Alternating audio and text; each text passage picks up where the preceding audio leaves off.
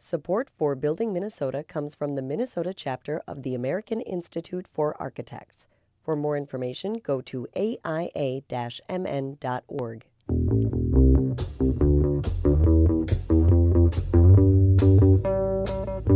Welcome to the Building Minnesota podcast. I'm Todd Milby. Today is November 12th, 2007, and we're at Andrew's Modern House. It's time for the final chapter. We were here just about a year ago, and we saw the concrete was in, the second story was up, but nothing else was really done. It was great to see it then, and it's great to see it now. Andrew is Andrew Blauveldt. He's the design director at the Walker Art Center, and Julie is Julie Snow. She's the architect for this particular project. It's a modern house. It's in the city. It's at the corner of 38th and Lyndale in Minneapolis. Here we are outside the house. It's finished. What do you think of the outside? I think it looks fabulous. And I was just saying that to Andrew, that it looks good. I'm very happy with particularly the Ipe siding, the way that's been applied, and the corner joint is so crisp. I love that sort of precision of that joint, the way that meets. We developed that little angle detail that allows it to really be very crisp.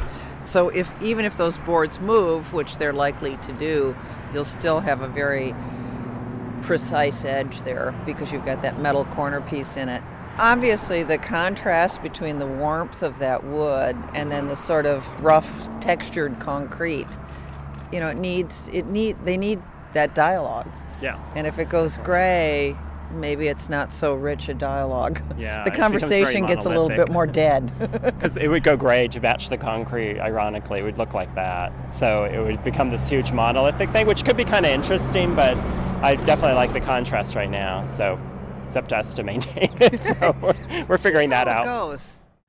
One thing I really like, the way the concrete here makes a pattern, but I mean it's not a very interesting. Yeah. It's actually beautiful. I think a lot of people have the wrong idea about concrete. I think concrete works in this case because one, we're standing on this perfect plane. The lawn really helps articulate. You need contrast with anything. And so the concrete becomes this rough industrial material that has its own patina. I mean, people like old brick walls and old factory walls all the time because they have character. Well, all the imperfections that you're seeing actually give a lot of character and texture to the wall surface. But it's played against something smooth and perfect, almost like the Ipe above. It's a contrasting tone and warmth. And then on the grass plane, too, it's sort of perfect lawn. It's a whole orchestration between like the landscape, the building materials, and the inside of the house between the interior design, the furnishings, and then the raw space. And it's that play of contrast that makes the whole house come together. Other things to note on the outside of the house: concrete tie holes were filled with rubber stoppers instead of plain old concrete. This helps give it definition. The east side of the house is all glass, and there's a courtyard tucked between the house and the garage. Andrew plans to landscape this next spring. So let's step inside now. So now we're in the hallway, and we have the exposed concrete that's on the outside is on the inside as well, which of course is unusual, and that's why we use the system that we used with the insulated concrete panel. Otherwise, you'd have to do 2 pours. As we move into the living room, the 9-foot ceiling in the hallway and kitchen give way to a 21-foot high ceiling.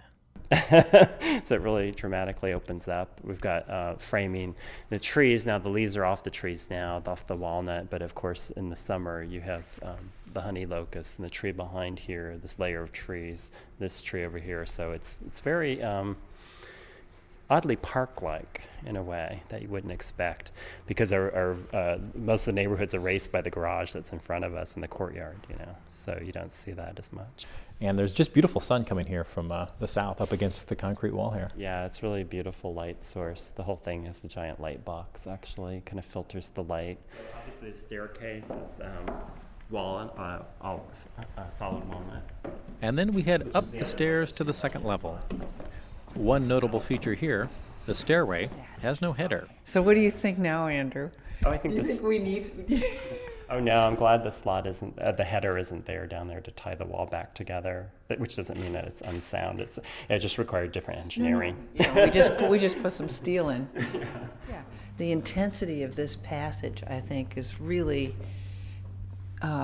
great, because it kind of then it's a huge release with this window, looking back, this space, the space down below. So it really I love that sort of sense of compression.